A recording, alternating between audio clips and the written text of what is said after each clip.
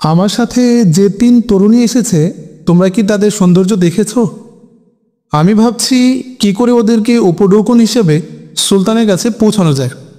ওরা সেখানে পৌঁছতে পারলে তার খাবারে বিষ প্রয়োগ করতে পারত। অসম্ভব, বলল এক কর্মকর্তা। আমাদের বলা হয়েছে এই সুলতান নাকি পাথরের মতো কঠিন। মদ ও নারীর প্রতি তার মোটেও আসক্তি নেই। এজন্য তার সৈন্যরা কোনো অঞ্চল জয় করলেও সেখানকার কোনো নারীর ইজ্জতের উপর কোনো আঘাত হানে না, কোনো নারীর সম্ভ্রমহানির ঘটনা ঘটে না। সুলতান মাহমুদকে নারীর ফাঁদে ফেলা সম্ভব নয়। অন্য কোনো পথ ভাবতে পারেন। অথচ নারী আর মদই আমাদের মহারাজাদের ডুবিয়েছে, বলল পুরোহিত। আর মুসলমানদের বিজয়ের মূল কারণ হলো তারা মদ ও পরনারী ভোগকে ঘৃণা করে। তদুপরি আমাদের কিছু একটা করতেই হবে। আমাদের আরও ভাবতে হবে। আমি রাতে ঘুমাতে পারি না। জীবনভর যে কৃষ্ণমূর্তির পূজা করে কাটিয়েছি, নিজের চোখের সামনে তাদের অমর্যাদা হতে দেখেছি। এজন্য এ দেশের উপর ভগবানের অভিশাপ পড়বে, আমার উপর পড়বে, তোমাদের উপরও পড়বে। নগরকোট মন্দির সুলতানের বাহিনী পদানত করেছে প্রায় 8-10 দিন হয়েছে। কদিন ধরে এই হিন্দু কর্মকর্তা ও পুরোহিত পাহাড়ের পাদদেশের এই পল্লীতে আত্মগোপন করে আছে। হিন্দু কর্মকর্তা তাদের বেশ বদল করে দুবার পাহাড়ের উপরে অবস্থিত দুর্গে গিয়েছিল সুলতান মাহমুদকে হত্যা করার জন্য। কিন্তু সুলতানকে হত্যা করার কোনো সুযোগ তারা পায়নি। এরপরও তারা হতোদ্যম হয়নি। পণ্ডিতের কথাও তাদের হতাশাগ্রস্ত করেনি। সুলতান বিজিত এলাকা পর্যবেক্ষণে বের হলে দূর থেকে বিষাক্ত তীর নিক্ষেপ করে তাকে হত্যা করার মানসে কর্মকর্তা 2টি ধনুক, প্রয়োজনীয় সংখ্যক তীর সংগ্রহ করেছে।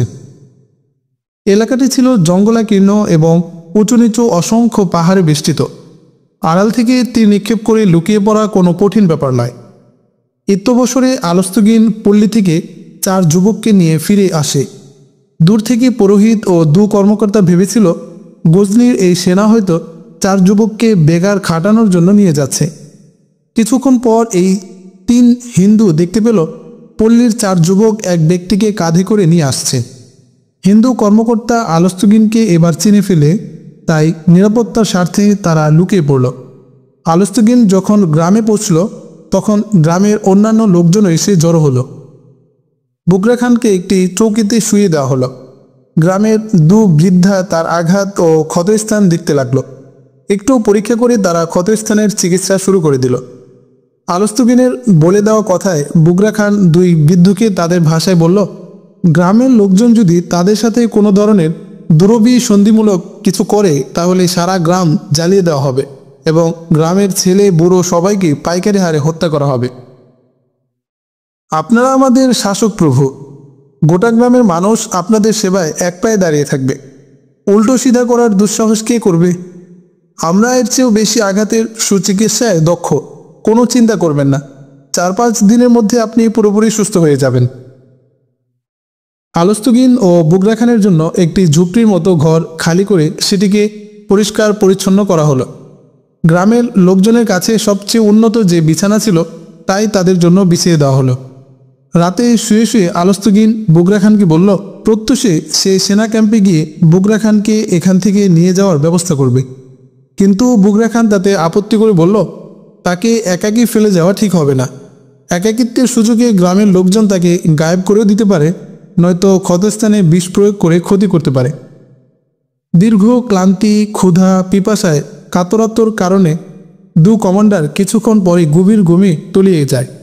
কিন্তু তাদের ঘর থেকে কিছুটা দূরেই অপর একটি ঘরে হিন্দু পুরোহিত, কর্মকর্তা ও চিকিৎসক ক্ষীণ আওয়াজে সলা পরামর্শ করছিল। পুরোহিত অন্যদের বলল, এই 2 সেনা অফিসারকে আমরা নিজেদের কাজে ব্যবহার করতে পারি। সেই কৌশল আমাদের জানা আছে, যার দ্বারা কোনো পুরুষকেও বাহাদুর আর বাহাদুরকে কাপুরুষ পরিণত করা যায়। সুলতানকে যদি তার নিজের লোকদের দ্বারা হত্যা করানোর ব্যবস্থা করা যায় তবে সেটি হবে সবচেয়ে উত্তম, বলল এক কর্মকর্তা। কারণ আমরা অনেক চেষ্টা করে দেখেছি সুলতানের কাছে যাওয়া অপরিচিতদের জন্য খুবই কঠিন।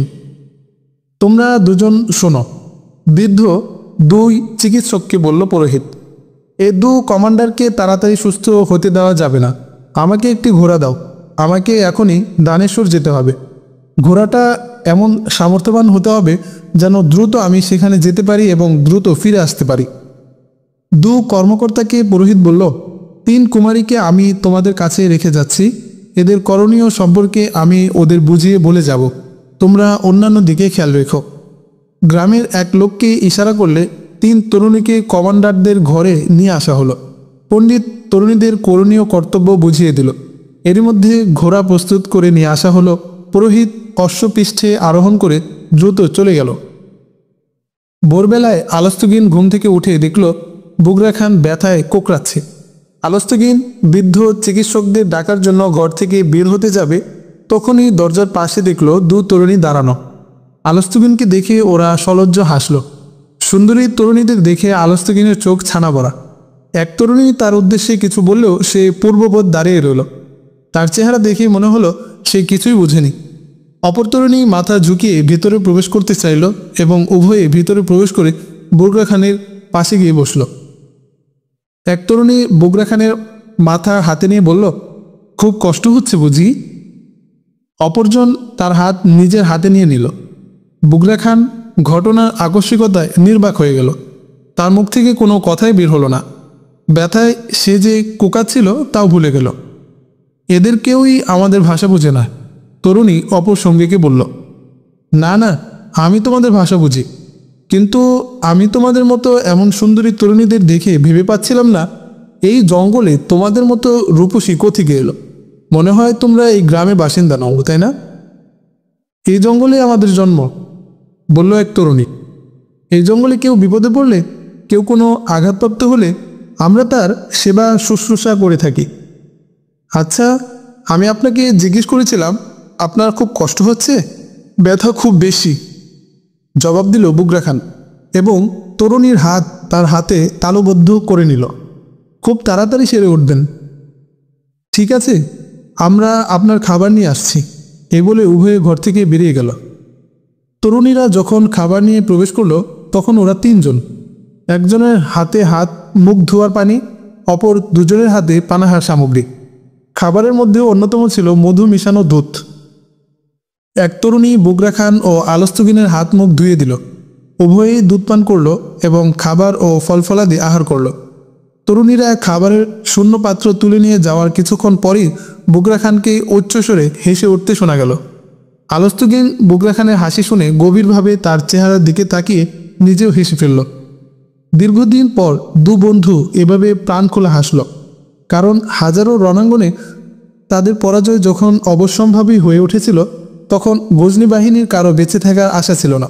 কিন্তু রাজা আনন্দপালের হাতের চোখে তীরবিদ্ধ হলে সেটি যখন বিকট আত্মচিৎকার দিয়ে ওদের বাহিনীকেই পদপিষ্ট করতে শুরু করলো আর রাজার ঝান্ডা মাটিতে লুটিয়ে পড়ল, তখন হিন্দু বাহিনী বিশৃঙ্খল হয়ে পালাতে শুরু করে। আলস্তগীন ও বুগরা খানের প্রতি শত্রু বাহিনীকে তাড়া করার নির্দেশ হলে তারা নিজ নিজ ইউনিটকে নিয়ে শত্রু বাহিনীর পিছু ধাওয়া করে। সেই যুদ্ধে তাদের বহু সহযোদ্ধা শাহাদাত বরণ করেছে, ফলে তাদের হৃদয় থেকে হাসি উধাও হয়ে গিয়েছিল। সেই যুদ্ধে কোনো বিরতি না দিয়ে সকলকে নগরকোটের দিকে অগ্রাভিযানের নির্দেশ হলো। সেখানে পৌঁছেও কঠিন যুদ্ধ করতে হলো। মৃত্যু যখন চোখের সামনে থাকে তখন মানুষ কাঁদে, কিন্তু এই 2 কমান্ডার কাদার লোক ছিল না। তারা গজনী থেকে পাহাড়, নদী, জঙ্গল, সমতল ভূমি এবং শত্রু বাহিনীর বাধা ডিঙ্গিয়ে বিজয়ের বেশে নগরকোট পর্যন্ত পৌঁছেছে। এখন বিজিত এলাকার এই ঝুপড়িতে বসে বুগরা খান যখন অট্ট হাসিতে মেতে উঠল, তখন বন্ধুর তাৎপর্যপূর্ণ হাসি দেখে আলস্তগীনও হেসে ওঠে। আলস্তগীন বুগরা খানের উচ্ছ্বাসিত হাসিতে আন্দাজ করে দীর্ঘ ক্লান্তিকর যুদ্ধ তাদের হৃদয় থেকে হাসি কেড়ে নিয়েছিল, চাপা দিয়ে রেখেছিল তাদের প্রাণোচ্ছল আবেগ। যুদ্ধ আর খুনাখুনি নয়, এখন তাদের ইচ্ছে করে আনন্দ উল্লাসে মেতে উঠতে, জীবনকে উপভোগ করতে। বুগরা খান বন্ধু আলস্তগীনকে জানালো তার ব্যথা অনেকটাই কমেছে। আলস্তগীন দরজার দিকে তাকিয়েছিল। বুগরা খানের বুঝতে বাকি রইল না বন্ধু কিসের জন্য দরজার দিকে তাকিয়ে আছে। কিন্তু তরুণীর বদলে ঘরে প্রবেশ করলো তাদের চিকিৎসক 2 বৃদ্ধ। এদের 2 জনকে গ্রাম্য অশিক্ষিত মনে হলো, হাবভাব দেখে মনে হলো পেশাগত কাজে তারা খুবই দক্ষ। তারা ঘরে প্রবেশ করে বুগরা খানের ক্ষতস্থান থেকে পট্টি খুলল, ভাঙা পা দেখল এবং শেষে 2 জন রায় দিল সম্পূর্ণ সেরে উঠতে আরও দিন 10 লাগবে। তাদের থেকে কিছুটা দূরে আরেকটি ঝুপড়ি ঘরে দু হিন্দু কর্মকর্তার সামনে 3 তরুণী উপবিষ্ট। এক কর্মকর্তা তরুণীদের উদ্দেশ্যে বলল, তোমাদের খুব সতর্ক থাকতে হবে। 2-3 দিন ওদের কাছে বেশিক্ষণ থাকবে না, তাহলে ওদের সন্দেহ হতে পারে। দুধ নিজেরা পান করে পরীক্ষা করে নিও। স্বাদে কোনো তারতম্য ঘটলে তাতে আরও দুধ দিয়ে বেশি করে মধু মিশিয়ে নিও। নেশা ধরনের ব্যাপারে তোমরাই তো যথেষ্ট। দুধে নেশা মেশানো ছাড়া তোমরাই ওদের নেশাগ্রস্ত করার জন্য যথেষ্ট, বলল অপর কর্মকর্তা। খেয়াল রেখো তোমরা যেন আবার নেশা আক্রান্ত না হয়ে যাও, বলল অপর কর্মকর্তা, কারণ উভয়ই কিন্তু তাগড়া যুবক। হয়তো এর চেয়েও আরও কঠিন পরীক্ষার মুখোমুখি হতে হবে তোমাদের, বলল এক কর্মকর্তা। নিজের দেশ ও জাতির প্রয়োজনে তোমাদের এই ত্যাগ স্বীকার করতে হবে। এখন তোমাদের কর্তব্য হলো পণ্ডিত মহারাজের আসা পর্যন্ত ওদেরকে এখানে আটকে রাখা। পণ্ডিতজি একজন দক্ষ ঋষিকে সাথে নিয়ে আসবেন, তিনি এসে এদেরকে ভক্তে পরিণত করবেন। এরপর দেখো এদের হাতে আমরা সুলতানকে হত্যা করব। সুলতান মাহমুদের 2 খ্যাতিমান কমান্ডার হিন্দুদের চক্রান্তের ফাঁদে আটকে গেল। 2-3 দিনের মধ্যেই এরা তাদের কর্তব্য, দায়িত্ব ও অভীষ্ট লক্ষ্যের কথা বিস্মিত হয়ে গেল। তারা ঘূর্ণাক্ষরেও বুঝতে পারেনি দুধ ও মধুর সাথে মিশিয়ে তাদেরকে প্রতিদিন নেশাজাতীয় দ্রব্য পান করানো হচ্ছে। এরা যেহেতু শরাব পানে অভ্যস্ত ছিল না, তাই দুধ ও মধুর সাথে মেশানো সামান্য শরাবেই ওরা আবেগপ্রবণ হয়ে উঠত। সেই সাথে রূপসী দিন তরুণীও ওদের মধ্যে সৃষ্টি করে প্রচণ্ড কামনার নেশা। এভাবে যখন প্রায় সপ্তাহ চলে গেল, একদিন এক তরুণী বুগরা খান এবং আরেক তরুণী আলস্তগিনের গায়ে গা মিশিয়ে আবেগ ও বিনয়ী কণ্ঠে নিবেদন করল তাদেরকে যেন সাথে করে গজনি নিয়ে যাওয়া হয়। 2 কমান্ডার এ কথাও ভাবতে পারেনি যে এই এলাকার মানুষই তো সব কালো, এর মধ্যে সুন্দরী তরুণী আসলো কিভাবে? ওদের জন্মদাতাই বা কে? 2 বৃদ্ধ বুগরা খানের সেবা শুশ্রূষা করছিল আর চিকিৎসা অব্যাহত রাখছিল। এর মধ্যে বুগরা খান অনেকটাই সুস্থ হয়ে ওঠে। সে এখন নিজে নিজে হাঁটা চলা ফেরা করতে পারে। তবুও এই গ্রাম ছেড়ে যাওয়ার কথা একবারও ভাবনায় আসেনি। কমান্ডার আলস্তগিনের মনও ঝুপড়ির বেড়াজালে বন্দী হয়ে গেছে। একদিন উভয় বন্ধু তরুণীদের বলল, রাতের বেলায় তারা যেন এ ঘরে একবার আসে। তরুণীরা বলল, রাতের বেলায় এদিকে পা বাড়ালে মা বাবা তাদের প্রাণ রাখবে না। তাদের পিতামাতা তাদেরকে শুধু সেবা শুশ্রূষা করতেই দিনের বেলা আসতে দেয়। আসলে প্রশিক্ষিত এই তরুণীরা গজনি বাহিনীর 2 কমান্ডারের সুপ্ত কামনাকে উস্কে দেওয়ার চেষ্টা করছিল। যুদ্ধক্লান্ত 2 কমান্ডারের জন্য তরুণীরা মরীচিকা হয়ে দেখা দিল। তারা যেভাবে উচ্ছ্বসিত ভঙ্গিতে 2 কমান্ডারের প্রতি ভালোবাসা ও মমতার বহিঃপ্রকাশ ঘটাত, তাতে কমান্ডারদের মধ্যে প্রেমের দুর্বিনীত আকর্ষণ সৃষ্টি করে। যৌবনে উদ্দীপ্ত 2 যুবক কমান্ডার যখন রূপসী তরুণীদের নাঙ্গা কাঁধের উপর বিক্ষিপ্ত রেশমি চুলগুলো নিয়ে খেলা করত, তখন ভিতরে ভিতরে তাদের মধ্যে কামনার দানব তর্জন গর্জন শুরু করে দিত। তারা আবেগে কাঁপত, আন্দোলিত হতো তাদের দেহমন। এদিকে এদের অবস্থান থেকে কিছুটা দূরে একটি বিশাল মন্দির মূর্তিশূন্য করে সেখানে আজান চালু করেছিলেন সুলতান মাহমুদ। আর এখানে তারই 2 কমান্ডার হিন্দুদের চক্রান্তে পড়ে জ্যান্ত মূর্তির পূজায় লিপ্ত হয়ে পড়েছে। একদিন বুগরা খান তার সেবারত তরুণীকে বলল, তোমরা আমাকে লাশের দুর্গন্ধ আর রক্তের হোলি খেলা থেকে তুলে এনে এমন পরিবেশে নিয়ে এসেছ, এখানকার ঝুপড়িটাও আমার কাছে রাজমহলের মতো সুখ দিচ্ছে। আপনি চাইলে আমরা আপনাকে সত্যিকার মহলেই নিয়ে যেতে পারবো, তরুণী বলল, কিন্তু আমরা যাই করি তাতে আপনি আপত্তি করবেন না। এই কথা বলেই তরুণী চলে যায়। পুনরায় একটি পেয়ালা হাতে নিয়ে এলো এবং বুগরা খানের সামনে রেখে বলল, পান করুন, এটি এই মাটির বুনো ফলের রস, এই এলাকা ছাড়া আর কোথাও পাওয়া যায় না। বুগরা খান পেয়ালা হাতে নিয়ে কয়েক ঢোক পান করতেই তরুণীর পেয়ালা ছিনিয়ে নিয়ে বলল, এই রস একসাথে বেশি পান করা ঠিক নয়। জীবনে এমন স্বাদের কোনো জিনিস বুগরা খান পান করেনি। কিছুক্ষণ পরেই তার মধ্যে একটা ফুরফুরে আনন্দ দোল খেয়ে যায়।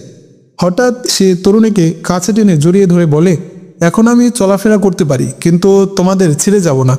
সুলতান যদি আমাকে তোমাদের ছেড়ে চলে যেতে নির্দেশ দেয় তাও আমি মানব না। আপনি কি কখনো শরাব পান করেছেন? শুনেছি মুসলমানরা শরাব পান করে না। শরাবকে অভিসম্পাত করি আমি। তোমরা থাকতে আমার শরাবের কোনো প্রয়োজন নেই, বলল বুগরা খান। আমি আপনাকে শরাবই তো পান করিয়েছি। বলুন তো এমন শরাবকে কেন আপনারা হারাম মনে করেন? বুগরা খান শরাব পানের কথা শুনে গম্ভীর হয়ে যায় এবং ভাবনায় পড়ে গেল। তরুণী বুগরা খানের আরও ঘনিষ্ঠ হতে থাকলো এবং বুগরা খানের চোখের সামনে নিজেকে মেলে ধরল। খানের চোখে চোখ রাখতেই বুগরা খান ভুলে গেল হালাল হারামের বিধিবিধান। আলস্তগিন বন্ধুকে ডাকলো বুগরা খান। আলস্তগিন ছিল ঝুপড়ির অপর কক্ষে। সে বন্ধুর ডাকে চলে এলো। বুগরা খান তাকে পেয়ালা দেখিয়ে বলল, দেখো সুন্দরীরা কি চমৎকার পানীয়কে শরাব বলছে, নাও আমি পান করেছি, তুমিও পান করো, ভারী মজার জিনিস। আলস্তগিন বন্ধুর কথায় পেয়ালা হাতে তুলে নিল এবং পেয়ালার অবশিষ্টটুকু গলৎকরণ করল। কিছুক্ষণ পর বুগরা খানের মতো সেও স্বপ্নের জগতের বাসিন্দা হয়ে গেল। গজনি বাহিনীর 2 কমান্ডার নিজেদের জন্য শরাব হালাল করে নিল। তারা এটিকে শরাব বলতেই নারাজ। পরদিন 2 তরুণী তাদের ঘরে প্রবেশ করে দুজনকে তাদের মুখোমুখি বসিয়ে বলতে লাগলো, আমরা এই গ্রামের অধিবাসী নই, আমাদের অভিভাবকরা বিশিষ্ট ব্যবসায়ী। আপনাদের সৈন্যরা যখন নগরকোট মন্দির অবরোধ করে তখন আমরা মন্দিরে পূজা দিতে যাচ্ছিলাম। অবরোধের কথা শুনে আমাদেরকে ফিরিয়ে নিয়ে আসে এবং নিজ বাড়িতে না গিয়ে এই পল্লীতে নিয়ে আসে। গ্রামের লোকজনকে বলে গজনি বাহিনী নগরকোট দুর্গ অবরোধ করে এমত অবস্থায় তরুণী মেয়েদের নিয়ে যাতায়াত করা ঝুঁকিপূর্ণ। আপনারা আমাদের মেয়েদেরকে হেফাজত করুন। পরিস্থিতি কিছুটা স্বাভাবিক হলে আমরা মেয়েদের নিয়ে যাব। আমাদের সাথে অপর যে মেয়েটিকে দেখছেন ও আমাদের প্রতিবেশী, আমাদের অভিভাবক আমাদের নিতে এসেছেন। আপনারা দুজন আমাদের সাথে চলুন, আমরা বললে আপনাদেরকে নিতেও রাজি হয়ে যাবে। বুগরা খানকে তরুণীদ্বয় বলল, আপনি আপনার বন্ধুকেও ব্যাপারটি বুঝিয়ে বলুন। বুগরা খান তরুণীদের প্রস্তাবের কথা আলস্তগিনকে নিজের ভাষায় জানালে সে বলল, আমরা সেনাবাহিনীর লোক, ওদের সাথে আমাদের যেতে দেখা অবস্থায় আমরা ধরা পড়লে আমরা গাদ্দার ও পক্ষত্যাগী সৈনিক হিসেবে চিহ্নিত হব। সেনা আইনে আমাদের মৃত্যুদণ্ড হবে। এই তরুণীরা যদি আমাদের সাথে থাকতে চায় তাহলে ওদের এখানেই থাকতে বলো। এদেরকে আমাদের সাথে নিয়ে যাওয়ার জন্য অন্য কোনো ব্যবস্থার কথা চিন্তা করব। ওদের উচিত আমাদের সাথে থাকা। তরুণীদ্বয় হতাশ হয়ে চলে গেল। একটু পর তাদের ঝুপড়িতে প্রবেশ করলো 2 প্রবীণ। তারা বলল, আমরা দুজন এই মেয়েগুলোর অভিভাবক। ওরা হয়তো আমাদের পরিচয় দিয়েছে। এই যুবতী মেয়েদেরকে নিয়ে রাস্তায় বের হওয়া খুবই ঝুঁকিপূর্ণ, তাই আপনারা যদি আমাদের সাথে থাকেন তাহলে রাস্তায় মেয়েদেরকেও অপহরণ করার চিন্তাও করবে না। আপনারা এর বিনিময়ে যা চান তাই দেওয়া হবে। আমরা তোমাদের বাড়ি পর্যন্ত পৌঁছে দিতে পারি, কিন্তু পুরস্কার হিসেবে এই মেয়ে দুটোকেই চাই। এই প্রস্তাব যদি তোমাদের পছন্দ না হয় তাহলে একাই চলে যেতে পারো, বলল বুগরা খান। এদের জন্যই তো আমরা এতটা ত্যাগ স্বীকার করতে রাজি হয়েছি আর এতটা ঝুঁকি নিতে যাচ্ছি, বলল একজন। আমরা মেয়েদেরকে তোমাদের হাতে তুলে দেব কোন যুক্তিতে? রাখো তোমাদের যুক্তি, তোমরা মেয়েদেরকে এখান থেকে নিতেই পারবে না, ক্ষুব্ধ কণ্ঠে বলল বুগরা খান।